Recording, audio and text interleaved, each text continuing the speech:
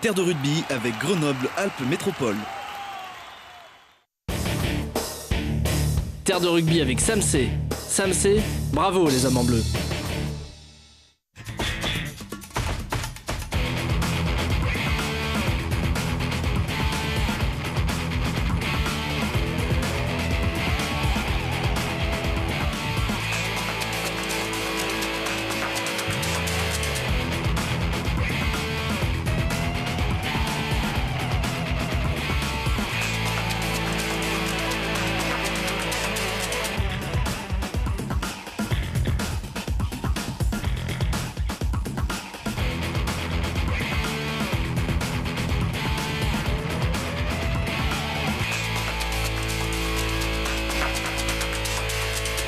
Salut à tous, merci d'être encore avec nous. Ravi de vous retrouver pour quelques semaines encore sur Terre de rugby. Alors le plus tard possible, ça serait bon signe. En attendant, il reste au moins 2 matchs. Au mieux 4 et peut-être 5.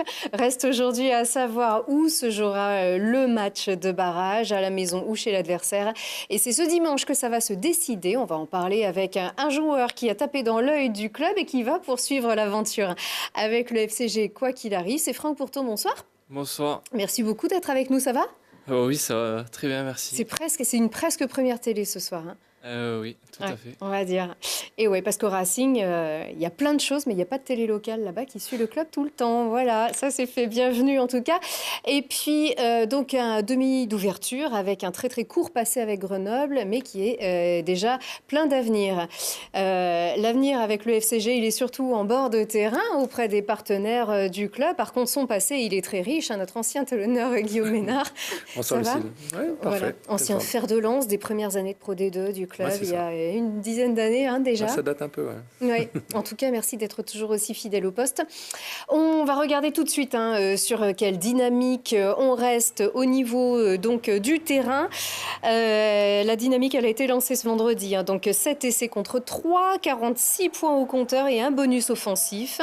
On a vu du très bon, un petit peu de moins bon aussi. C'est donc le bilan de cette rencontre contre Aurillac qui a également marqué le départ d'un certain nombre de joueurs, dont celui-ci, Nigel Hunt. On va pouvoir en reparler donc dans un instant.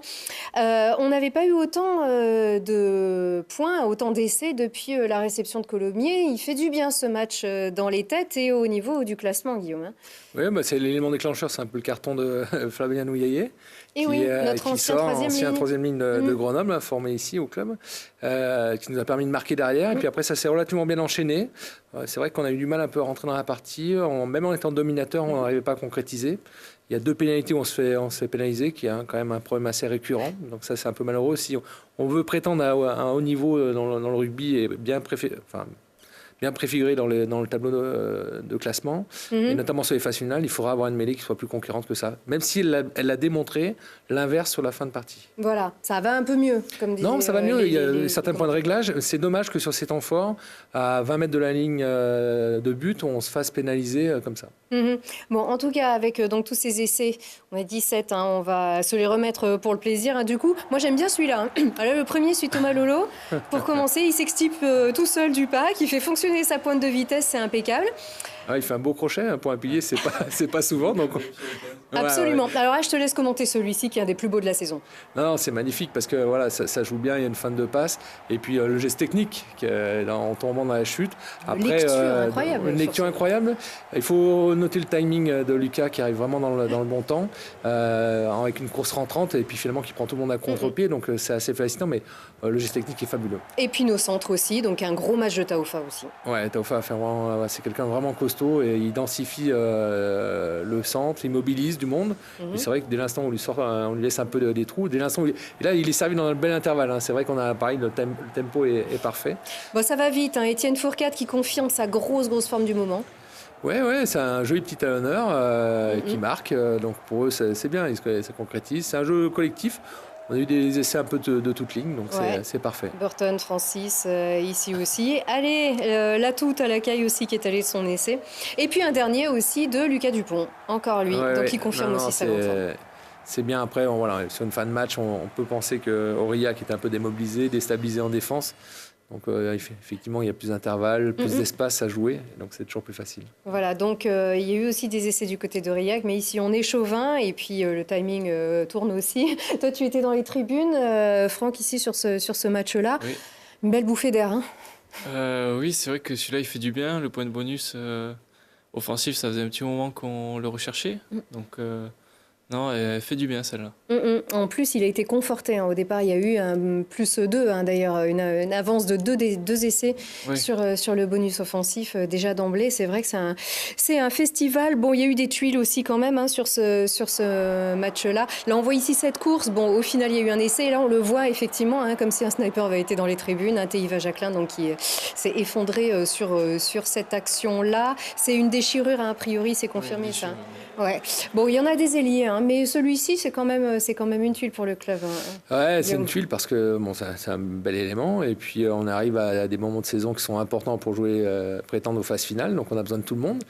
Et malheureusement, on a un peu d'usure. On en a parlé la semaine dernière avec le préparateur physique, mais on a quelques blessés. Voilà, c'est une blessure musculaire. Donc, il y a 1000 raisons qui peuvent expliquer une blessure musculaire, des toxines dans le muscle, de la fatigue.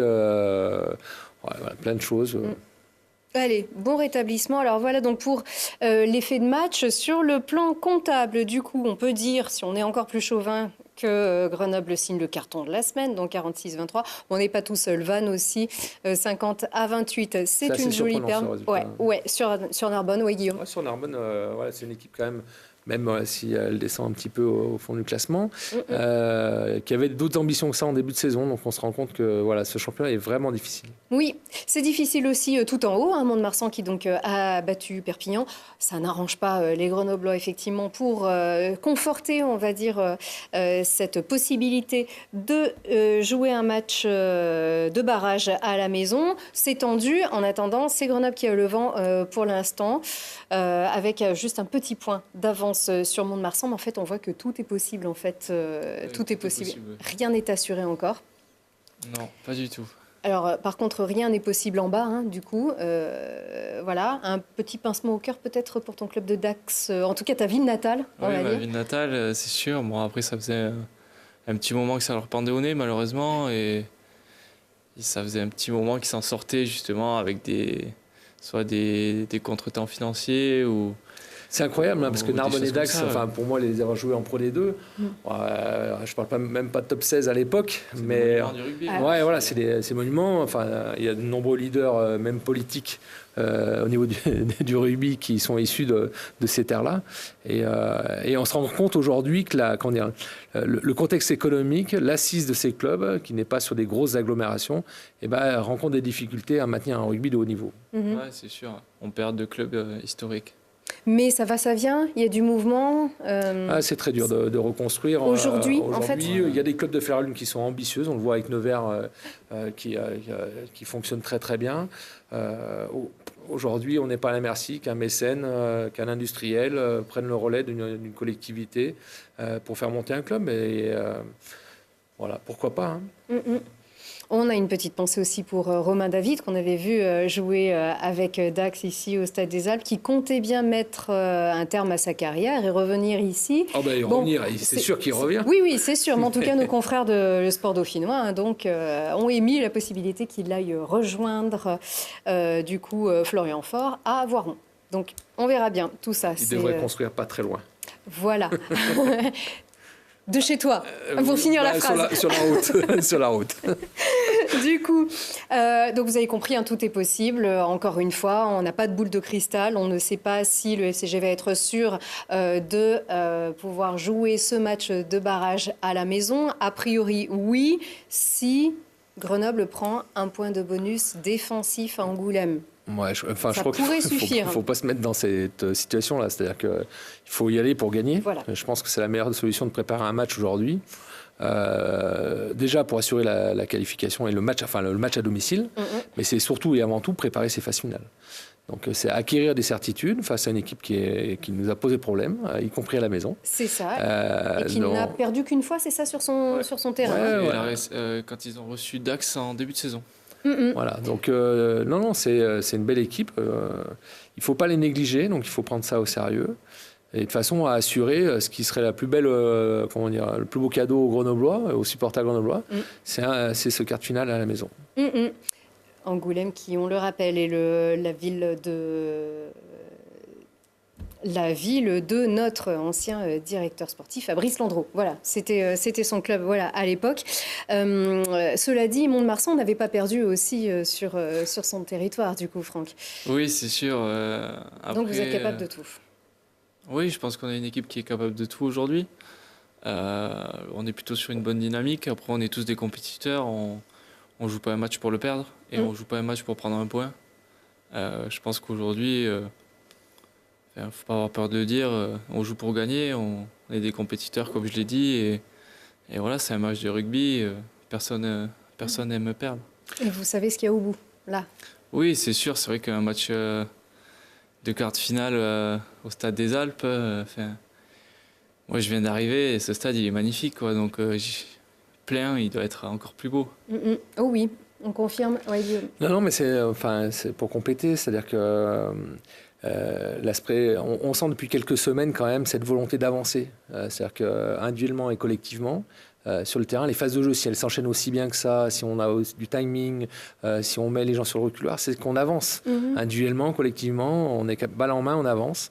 Et du coup, le jeu est beaucoup plus facile à se mettre en place et on est en réussite derrière parce qu'on est dans le tempo, parce qu'on se fatigue moins, on s'use moins à défendre ou à conserver le ballon. La conservation du ballon sur une personne qui avance, c'est toujours fascinant. Après, il y a des gens qui sont capables, on l'a vu à plusieurs reprises, capables de prendre l'initiative, de jouer des duels.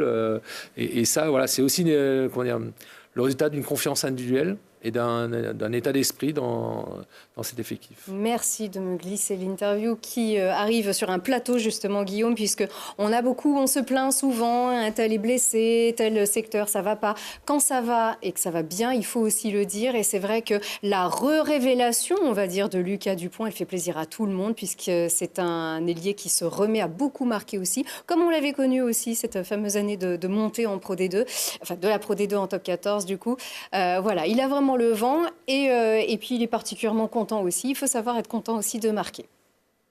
C'est vrai que pour un ailier, c'est important de marquer, surtout que moi, c'est pas forcément mon gros point fort.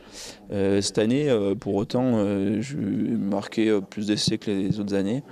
Voilà, donc c'est toujours bon à prendre, même s'il n'y a pas que ça qui compte sur un terrain, heureusement, parce que sinon, ça ferait longtemps que je serais plus à ce niveau-là, vu le nombre de essais que j'ai marqué les autres saisons. C'est un peu comme un attaquant au foot, quand même, quand marquer, c'est important pour notre poste. Donc je suis content, mais en même temps, j'ai pas non plus j'ai aussi fait des erreurs dans le match, donc voilà, ça n'a rien de s'enflammer, mais c'est toujours bon à prendre, ça fait plaisir. Alors, on s'enflamme pas, mais on salue aussi ce qui marche. Non, mais après, voilà, il passe beaucoup d'énergie à se proposer dans le jeu. Je crois que c'est le rugby moderne qui veut ça. Dans le piquet aussi, quand ils le font. Ouais, je pense que les gros doivent les agacer un petit peu de temps en temps. Mais pour l'instant, il perd pas de ballon et il avance. Donc, non. Lucas, c'est quelqu'un qui est très investi pour le club. Il est revenu avec cette volonté d'exister, de faire... redonner des couleurs à ce club, donc c'est tout ça son auteur après quelques années passées à Montpellier, 2 années passées à Montpellier. C'est vrai que c'est un garçon qui s'est enrichi, qui s'est durci, et puis qui a su garder cette gentillesse, cette accessibilité, et je pense que c'est important pour les gens qui arrivent dans un club. Enfin, je sais pas si tu le ressens comme ça, mais cette accessibilité, c'est quand même quelque chose de très agréable.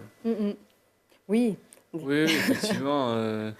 Lucas, pour ma part, je crois que la première séance de muscu, je l'ai faite avec lui. Donc oui. Qui c'est qui a gagné là? Je dirais pas ça. Ça reste confidentiel. On demandera à Lucas. Il nous dit tout, on l'a connu tout jeune. Non, après, ça reste un très bon mec et très accessible, très gentil. Et effectivement, je pense qu'il se bat pour le club et il faut le saluer. Absolument. Nous aussi, c'est pour ça qu'on l'aime beaucoup. Et d'ailleurs, comme on le dit, on l'a connu tout petit dans ce club-là. Et il a révélé aussi, il y a une quinzaine de jours, qu'il va être papa, du coup. Donc, on est super content pour lui et toute sa famille. Du coup, un de ses meilleurs amis était sur son terrain également. Et ça nous a fait bien plaisir de retrouver Flavien Noyaguet, qui donc est sorti pendant 10 minutes, effectivement, sur carton jaune. Et ça a beaucoup aidé l'équipe. Est-ce qu'il a fait exprès? Je ne pense pas. En tout cas, il était très content de revenir à Grenoble. Même si c'était un peu bizarre, il était très content. C'est un petit clin d'œil. C'était assez compliqué, hein, malgré tout. J'étais quand même très heureux de pouvoir passer la porte de ce Stade des Alpes qui est toujours aussi magnifique. Franchement, j'en avais des bons souvenirs, mais refouler cette pelouse, c'est quand même toujours un moment d'émotion. Donc j'ai essayé de profiter au maximum. Donc voilà, très content de revenir, de jouer devant la famille, les amis. Donc ça fait toujours plaisir de revenir. Ouais. Voilà, avec une vie de famille épanouie à Aurillac, mais on le revoit quand même assez souvent du côté de Grenoble. Hein. Oui, on le croise. Enfin, je ne dirais pas où je l'ai croisé, mais c'était sympa de les revoir là, il y a 15 jours avec Grégory Fabreau, qui est blessé, à qui je fais une grosse bise. On leur fait tous une grosse bise à toute cette génération qui était bien sympa, effectivement. Allez, une génération aussi, il en a vécu, c'est presque une génération du FCG qu'il a vécu, Nigel Hunt. Du coup, c'était l'occasion ce match aussi de dire au revoir aux joueurs qui donc sont assurés de quitter le club. Voilà, Flavien à l'instant parlait d'émotion, il y en a eu beaucoup. Donc on voit ici David Mellé aussi, son départ est officiel depuis plusieurs mois maintenant. On voit ici Dylan Hayes. Thomas Lolo, Taufa, tout ça, ce sont des garçons aussi. Certains ont été un petit peu surpris de voir ces départs officialisés. D'autres auraient aimé les voir poursuivre l'aventure avec le FCG. Et puis voilà, toute cette émotion après 8 saisons passées au club. Donc Nigel Hunt s'en va, Guillaume. Nigel, c'est la crème de la crème du centre. Alors, on parlait de gentillesse avec Lucas. Je crois que voilà, c'est encore une belle illustration d'un garçon qui a su s'intégrer dans cet environnement froid pour un homme des îles, mais qui a mis énormément de cœur, quelqu'un d'explosif. On parlait d'avancer tout à l'heure, c'est quelqu'un qui a toujours su avancer, franchir cette ligne d'avantage, compact, dur physiquement. Voilà, deux, trois plaquages qu'on gardera en mémoire. Voilà, quelqu'un qui ne s'échappe pas et vraiment un bon type.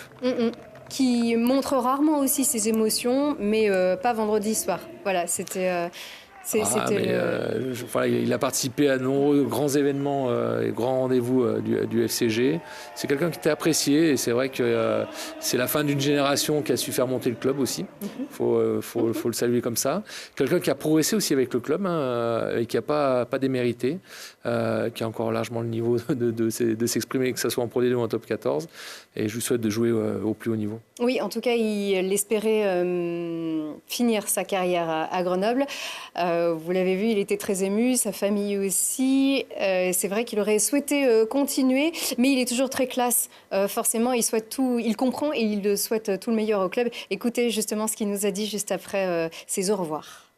Ce soir, c'est emotional, but c'est comme ça. C'est professionnel. Oui, c'est rugby. C'est comme ça. Mais ouais. Tu es triste. Oui, c'est ça. But I wish the club all the best and everyone involved, the sponsors, the fans.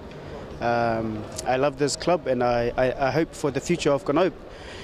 The Top 14, if not next season, I'll play next season. So yeah, it's important. Yeah. Là, pour tous ceux qui ne comprennent pas très bien l'anglais, on a compris qu'il souhaitait encore tout le meilleur à ce club et notamment le top 14 et tout le meilleur à tout le monde, aux joueurs, au club. Non, c'est un mec, voilà, on peut que avoir envie de jouer avec un mec comme ça. Ça n'a pas été ton cas, hein, tu avais déjà arrêté. Non, mais pour l'avoir côtoyé et puis avoir l'avis de ses coéquipiers, enfin voilà, Fabien était très affecté de le voir partir. Ouais, voilà. Et donc, comme on le dit, on va essayer de se goupiller ça, peut-être probablement pour la semaine prochaine, mais Nigel devrait être avec nous. Allez, donc voilà pour le terrain. En coulisses, il s'est passé pas mal de choses aussi, et après beaucoup d'inquiétudes, il y a encore quelques mois déjà, après l'annonce du départ de Sogeti, eh bien, le premier partenaire du club a été révélé. Oh, c'est une tête bien connue dans le monde des affaires et dans le monde du sport. Ici, c'est Jean-Claude Pic et son fils David. C'est Work 2000, le premier partenaire du FCG qui donc s'engage pour ce club. C'était déjà un partenaire connu. Hein, c'est un partenaire connu qui œuvre aux côtés du club à la fois pour le développement de son business model. Hein, c'est une boîte d'intérim qui se développe. Voilà, ils sont sur une réflexion, savoir quelle ambition donner. Et donc ils ont besoin de communiquer. Et en dehors du volet business des choses, c'est avant tout 2 hommes de cœur, le papa et le fils, Jean-Claude, comme tu as dit, et David, sans compter sa sœur. C'est des gens qui adorent le sport en général, puisqu'ils sont aussi partenaires du basket de Voiron, de mémoire. Très impliqués dans le milieu local. De la tronche, la tronche Mélan. La tronche Mélan, j'ai dit des bêtises, pardon. Peut-être, mais en tout cas, mais voilà, j'avais le basket en tête. Oui, basket féminin. Voilà. Et voilà, aujourd'hui... Les 6 jours de Grenoble, notamment. Ils sont très présents sur la Glo grenobloise.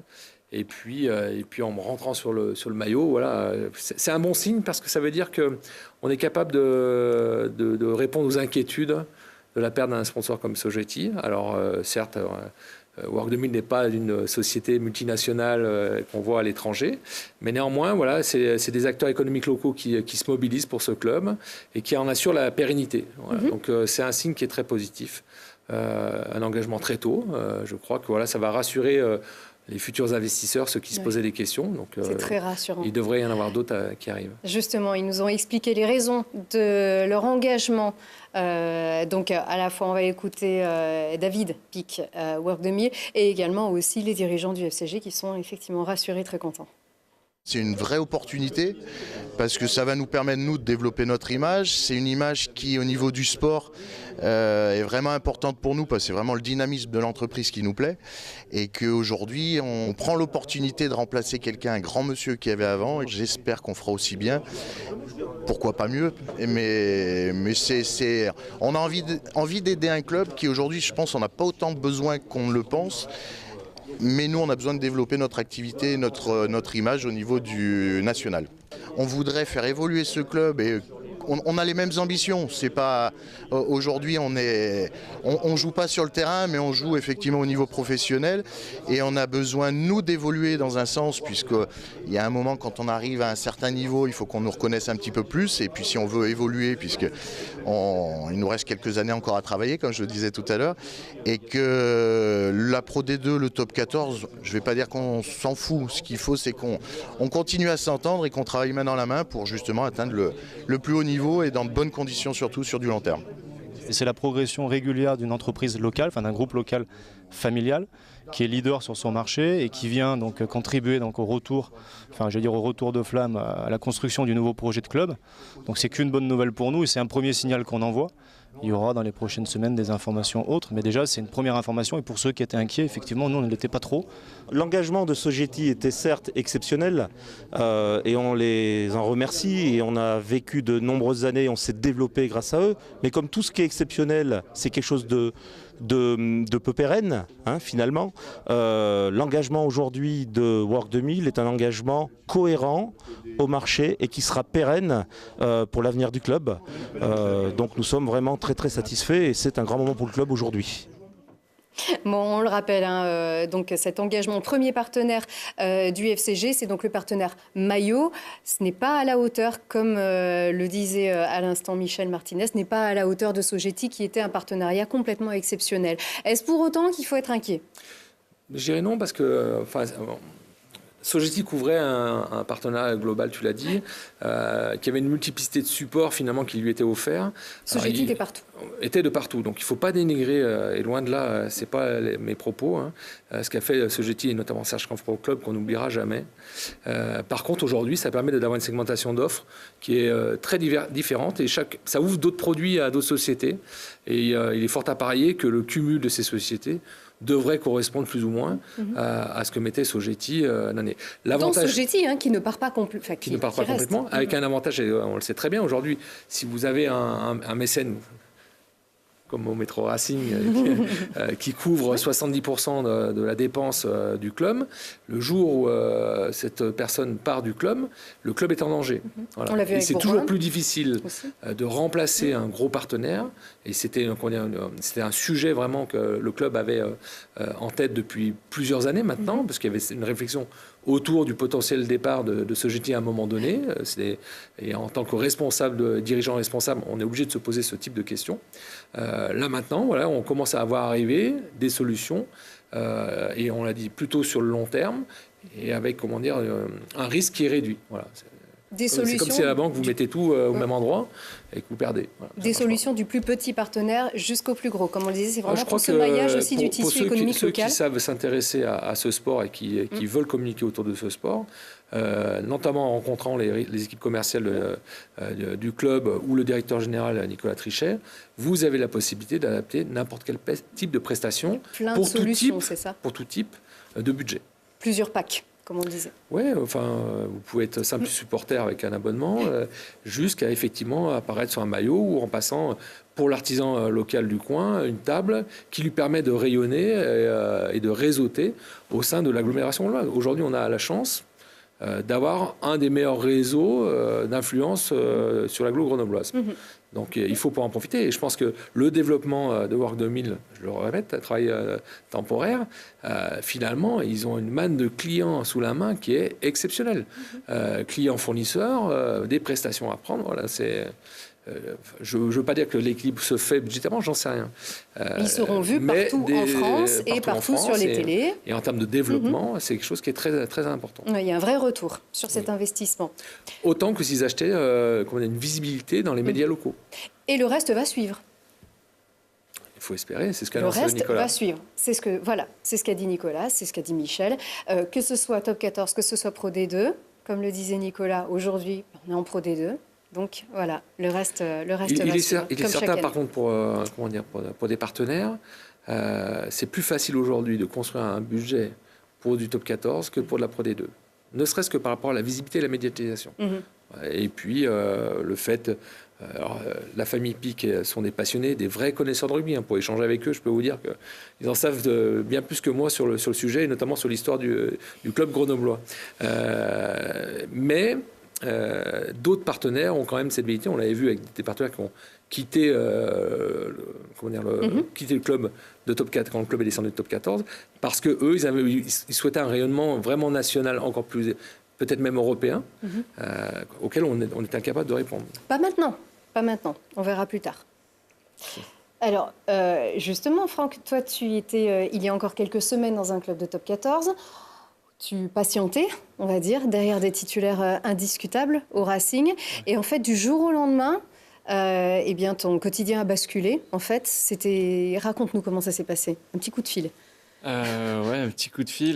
Tout a été très vite. On sortait d'un entraînement à la You Arena. On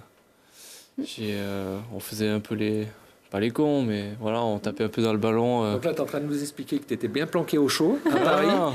Et que tu viens dans un stade où il fait moins 15 degrés. C'est vrai que la première semaine, elle était dure.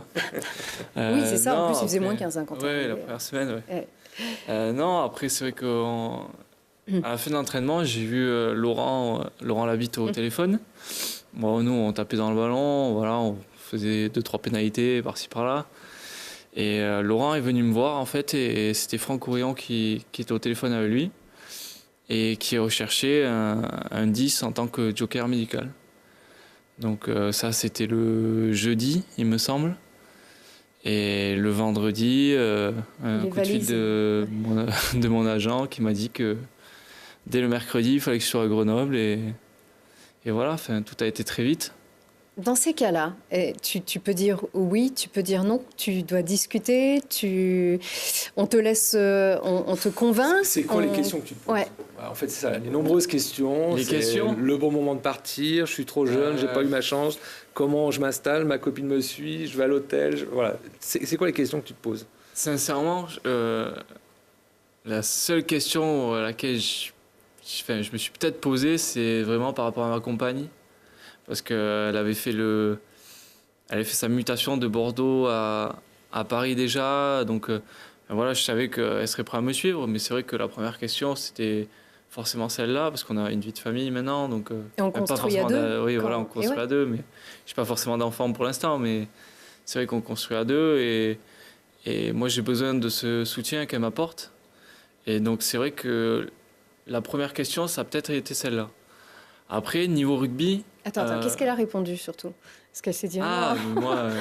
Ah non. Elle me suivait au bout du monde. Non, parce que Grenoble, vu de Paris, oui, c'est ça. Non, elle me suivrait au bout du monde, il n'y a pas de problème pour ça. Mais c'est vrai que c'est la première question qu'on se pose. Après, niveau rugby... non, comme vous l'avez dit, moi j'étais en top... au Racing 92, en top 14. Mais cette année, j'ai pas porté le maillot, donc quel intérêt? Je suis content d'être à l'entraînement avec avec des joueurs comme ça, j'ai progressé avec eux.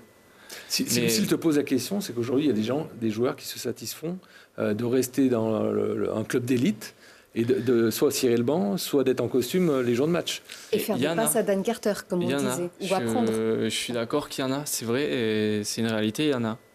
Mais sauf que moi, je suis parti à 15 ans de chez moi et c'était pas pour cirer le banc. Je suis parti parce que je savais que c'était sur le pré que je voulais être. Tu as un objectif de carrière et, un objectif, et tu t'en es donné les moyens. Ouais, oui, voilà. Moi, je savais que je voulais en faire mon métier. Et après, il faut se donner les moyens d'y arriver. Et bah ouais, quand on m'a appelé, j'ai pas hésité. Tu t'es pas dit, je peux encore progresser ici, dans cette grosse structure, avec ces gros joueurs, avec voilà, je vais peut-être avoir ma chance. Ça tient parfois à des blessures, ça tient. Ouais, on s'accroche pas en fait dans ces cas-là. Ma chance, je l'ai eu la saison dernière. J'ai eu de la chance de faire 2 matchs top 14, un de Champions Cup. J'ai eu ma chance, j'ai eu la chance de goûter à ce niveau qui est exigeant. À 21 ans à l'époque. Oui, 21 ans. Franchement, je suis très content de l'avoir vécu, c'est super. Mais pour ma construction, je pense que c'est bien aussi de passer par le Pro D2. Donc, qui t'a changé d'air? Alors, tu es arrivé à la suite de blessures, hein, donc tu es joker médical, il manque du monde, hein, c'est sûr, et notamment à la charnière. On a bien sûr une pensée pour Clément Gelin, on a une pensée pour Lilian Sazras. Et te voilà ici, donc très rapidement sur ce terrain. Tu es arrivé donc un mercredi, hein, c'est ça? Oui, je suis arrivé un mercredi, exactement, voilà. Pour le déplacement à Narbonne. Mais il y avait des têtes connues. Oui, il y avait quelques têtes connues, mes anciens coéquipiers du Racing, Loïc Godener, Pierre Maillot, Étienne Dussartre. J'ai connu David Mélé aussi à Toulouse, avec Edgar Finacafé. C'est ça, d'accord. Tu peux. Si je prononce bien. On ne sait pas, c'est vous qui pouvez. Non, après, des têtes connues, et après dans le rugby, ça va vite. Et puis un garçon, alors justement, il nous avait confié que tu n'étais pas complètement inconnu. On va l'écouter, Adrien Lator. Il était content en fait de te retrouver. Adrien. Ouais. Franck, je connais très bien parce qu'on a grandi dans le même village, à Rudy. Donc voilà, bienvenue à lui à Grenoble. J'espère qu'il va se régaler sur le peu de temps qu'il va rester ici à Grenoble. Donc voilà, j'espère qu'il va prendre un maximum de temps de jeu et qu'il va se régaler avec nous. Bien sûr, quand on vient d'Arrudy, forcément c'est un bon garçon. Voilà, donc par définition. Et oui. Et puis il est très content alors que vous jouez sur un même poste? Oui, mais ça, on le voit pas comme ça, nous. Nous, on est copains, voilà, comme il a dit, on se connaît depuis qu'on est minot, donc ouais, ça fait plaisir de le retrouver. Après, jouer le même poste ou pas, il n'y a pas de concurrence malsaine ou quoi que ce soit, bien au contraire. C'est un petit patelin de 3000 personnes à peu près, hein. C'est ça. Comment ça s'appelle? Arrudy. Arrudy, donc dans les Pyrénées-Atlantiques. Exactement, dans le Béarn. Voilà. La vallée d'Ossau. C'est ça. Et qui produit des champions, du coup. Parce que vous êtes 3000, mais alors il y a un ratio de joueurs en top 14 et en Pro D2 par rapport au nombre d'habitants qui est quand même assez élevé. Hein. Oui, c'est sûr. Il y a le cousin d'Adrien qui est sur Castres, Julien Dumora, qui fait une saison d'ailleurs juste énorme. Et il y a Johan Bérégaray aussi, qui est lui à Clermont, talonneur, de ma génération, où justement on a fait nos classes ensemble. Et après, il y a eu des anciens, Sanchou aussi sur Castres, Vigno Tuquet sur Mont-de-Marsan. Voilà. Petit village qui fait parler de lui, c'est bien. On leur enverra le lien de l'émission d'ailleurs. Et donc voilà, ce qu'on disait aussi, c'est que moi-même d'ailleurs ai été un petit peu trompée pendant ces quelques 10 minutes que tu as joué aussi c'était face à Dax, hein, ici. Dax, donc en plus ton club de naissance, on va dire. Tu as déjà beaucoup fait causer dans les tribunes. Tu avais fait une entrée très remarquée sur ces quelques 10 minutes, on va dire en fin de match que tu avais joué, au point qu'il m'avait même semblé que tu avais voire carrément marqué, mais non. Donc voilà, tu as beaucoup fait causer, c'était une entrée très réussie, celle-ci. Ça, c'est vous qui le dites. Moi, je sais pas, je n'étais pas dans les tribunes pour entendre parler les gens. Voilà. Après, non, une fois sur le terrain, on essaie d'apporter ce qu'on peut. De jouer 5, 10 ou 80 minutes, il faut que ce soit pareil. On doit apporter un rendement et on essaie de donner le maximum. Mais tu as confirmé après à Mont-de-Marsan. Donc ça a été un petit peu, on va dire, la confirmation. Ouais, une confirmation, mais bon, c'est qu'un match. Donc maintenant, il faudra confirmer les prochains matchs et les futures saisons. Mais ça a suffi en tout cas aux dirigeants du club pour te faire confiance, puisque donc, tu as confirmé que tu étais partant pour 2 saisons supplémentaires. Donc c'était mardi matin. Hein, oui, ça a été rendu officiel mardi. Ouais. Officialisé mardi matin. Pas beaucoup d'hésitation de ton côté? Non, parce que on va dire que je travaille à la confiance. Et le fait que Stéphane m'ait lancé... Enfin, j'allais dire un peu une bêtise, mais m'ait lancé directement dans le grand bain... Il n'a pas eu peur de me lancer sur Mont-de-Marsan. On ne prétendait pas forcément aller chercher quelque chose, mais on savait que c'était un match important. Et le fait qu'il m'ait lancé, j'avoue que pour moi, c'est important. Donc, malgré ton absence de temps de jeu, en fait, oui, c'est sûr. Beaucoup de matchs dans les pattes. Oui, j'ai pas pu. Après, c'est vrai que suite à Mont-de-Marsan, il y a une petite blessure à la cheville, donc j'ai pas pu enchaîner comme je le souhaitais, mais... C'est quelque chose, moi j'attache de l'importance à ça et du coup, dès qu'il y a eu l'opportunité, j'ai regardé un peu par rapport à ma compagne, tout ça, voilà, on a discuté ensemble. Mais non, je pense que pour moi c'était une bonne chose de pouvoir continuer ici. Ça veut dire que tu vis bien à Grenoble déjà, après quelques semaines. Tu as vu que qu'il lui faisait peut-être plus froid qu'au Racing, je sais pas. Ouais, un peu plus froid, je suis déjà tombé malade, mais... Et voilà. Non, j'y vis bien. Il faut faire ses défenses quand on arrive. J'y vis bien, dans les montagnes, elles sont belles. Pas aussi belles que chez moi, mais elles sont belles. Bah, tu verras, on s'y habitue, on s'y fait vite. On change vite d'avis. Mais là-dessus, en tout cas, sur l'avenir, sur le projet du club, donc tu étais ici dans une structure de top 14, tu te dis peut-être finalement, on ne sait pas encore où ça va aller, mais peut-être que le top 14 est au bout de cette saison, parce que tout peut arriver. En fait, chaque match est un match de phase finale, hein, là, désormais. Ouais, là, on est en 8e de finale, là, dimanche. On va dire que le top 14 est accessible, mais le chemin reste encore long. Je pense qu'il y a plusieurs sommets à grappir avant d'y arriver. Faut pas brûler les étapes aussi. Je pense que le club se construit, il n'y a pas de problème sur ça. Après, il ne faut pas brûler les étapes. Donc il ne faut pas se voir trop beau encore aujourd'hui? Non. Mais jouer pour gagner. Donc. Exactement. Très bien. Donc on verra bien. On verra où ça nous mène. Une saison de Pro D2 peut vous aider à trouver un petit peu vos repères, à vous aguerrir et à être un petit peu plus solide pour l'avenir. L'avenir nous le dira. Guillaume dit, hein, de toute façon, Guillaume, je ne te contredis pas. Non, ici, mais ça avait été le cas en 2011. En 2011, on a été très déçus qu'on avait perdu contre Bordeaux. En demi. Et c'est vrai que l'équipe qui était en pleine reconstruction a su trouver cette période de stabilisation, hein, vraiment à la fois de stabilisation et puis de renforcement. C'est-à-dire que renforcement dans la cohésion, dans les certitudes et puis dans la construction du club, qui se fait bien évidemment avec les joueurs, mais aussi avec les dirigeants et le staff. Et puis ça a permis d'accrocher une montée et vraiment de stabiliser avec un groupe qui se connaissait très bien. C'est vrai que là, si vous montez cette année, que vous rentrez 15 nouveaux joueurs ou 20 nouveaux joueurs en top 16, 3 mois après toutes les équipes en top 14. Ça, c'était à l'époque de Guillaume, c'est pour ça. Ça fait un petit peu, ça date. C'est ça, quand on est dans les années 70. En top 14, à un moment donné où véritablement le niveau s'élève encore, il y a de fortes chances pour que vous redescendiez. Et on n'a pas vocation, enfin, pour rassurer les gens, rassurer les partenaires ou les collectivités qui accompagnent le club, il vous faut peut-être franchir, tu parlais d'étapes, c'est exactement ça. Franchir des étapes, d'avancer, les sommets, et puis finalement d'arriver à avoir quelque chose qui tienne la route pour s'assurer de 100% de garantie à un maintien en top 14. Mais une porte ouverte, une porte qui s'ouvre sur une montée, oui, elle se pousse. Il faudra la saisir. Après, voilà, ça sera inconfortable pour tout le monde, voilà, je pense.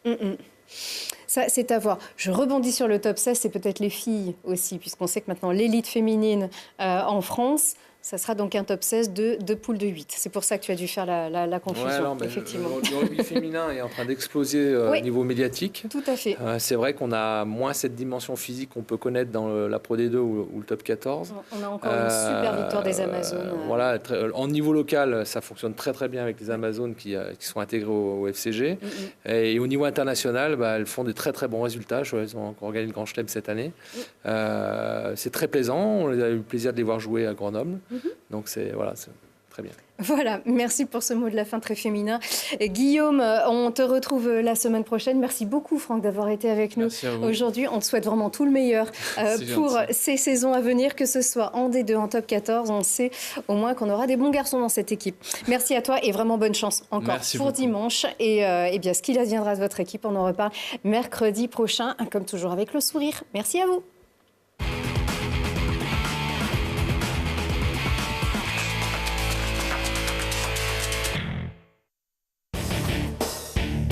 Terre de rugby avec Samsé. Samsé, bravo les hommes en bleu.